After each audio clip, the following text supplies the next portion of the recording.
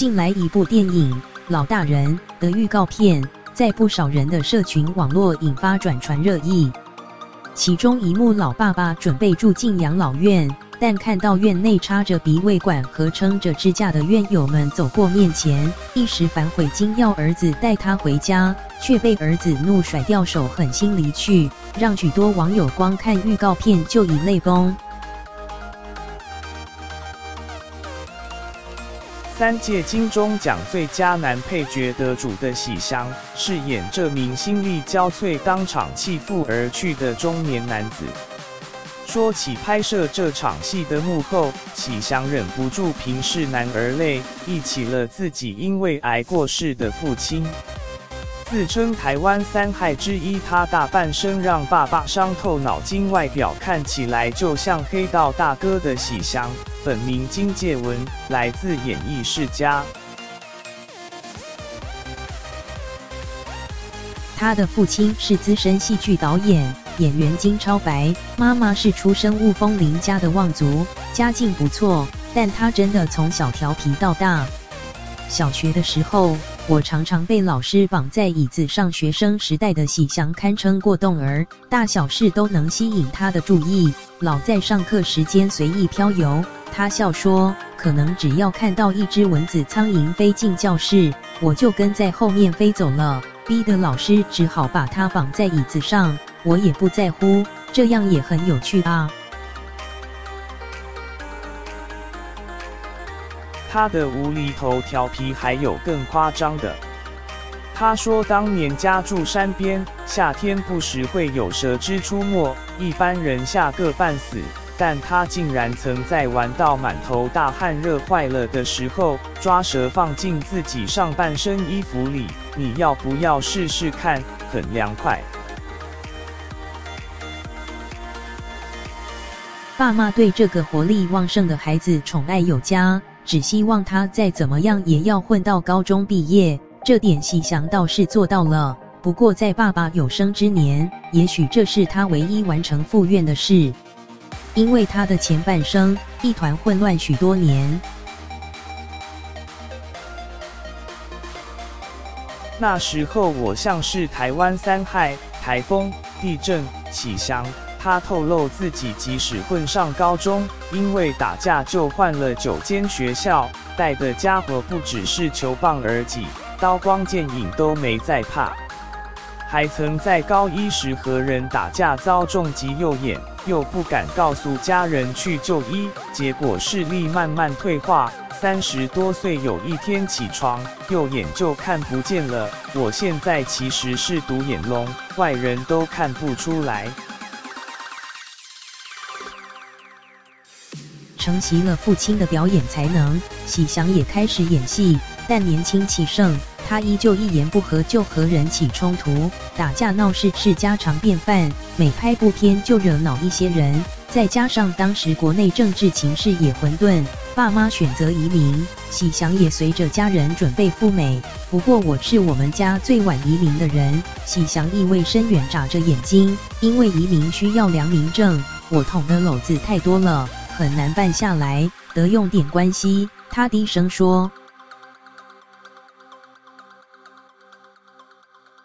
父子3代太相像，相处都走一言不合家顶嘴路线。即便到了美国，爸爸本想让他去拿个学位念点书，但喜祥哪里读得下去，依旧浑浑噩噩度日，不时跑回台湾玩耍。这时倒是意外的子。我本来不想有自己的小孩，因为我姐夫在小孩3岁时就过世，我只想好好照顾姐姐的儿子，一带就10几年，重心都在外甥身上。我自己的儿子是意外得来。孩子出生后没多久，喜祥和孩子的妈个性不合，选择分手。虽然有喜祥妈妈和姐姐当后盾，但喜祥的儿子是早产儿，个头太小，没人敢抱，他一个人把屎把尿扛起照顾之责。只是儿子渐渐长大后，开始埋怨父亲让他受尽没有妈妈的苦，曾经几度和喜祥大吵，还会怒摔他的电话。有一段时间，父子总是剑拔弩张，针锋相对。后来儿子长大交了女朋友，没多久后两人分手。喜祥趁这机会跟儿子说：“你看，你跟女朋友如果不适合就可以分手，我跟你妈也是一样啊，为什么你可以，我就不可以？”喜祥一边围嘟着嘴，歪着头演绎当时的过程。听完爸爸的谬论，喜祥说，儿子突然笑了出来，说也奇怪，仿佛下了魔咒，解开父子常年心结，两人的相处从此走上了可以说理沟通的 man's talk 阶段。但这样的快乐情节却来不及演给自己的爸爸看。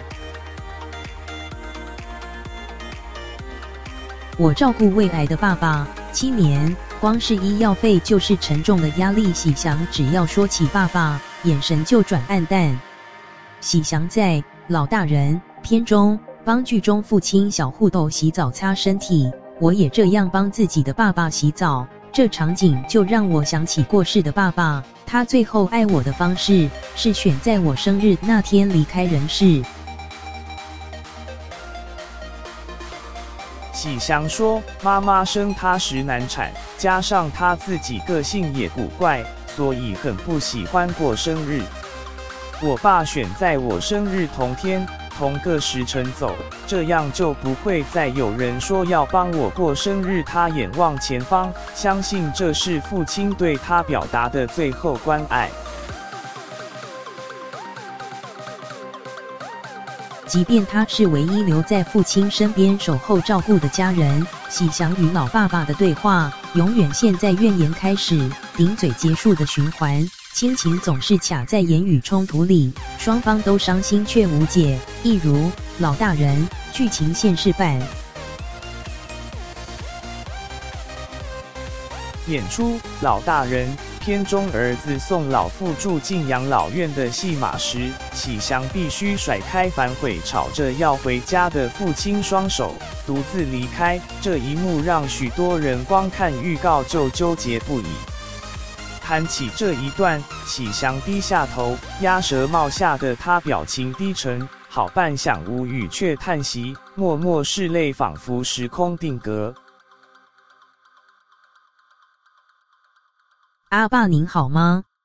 六旬浪子心里藏着懊恼悔恨，后来拍我离开养老院，独自走在长廊那场戏，我其实一直在想，如果当年我可以好好耐着性子跟爸爸说话，多一点同理心，不要老是顶嘴，是不是爸爸后来的日子就能过得开心一点？我其实真的是希望他好好的。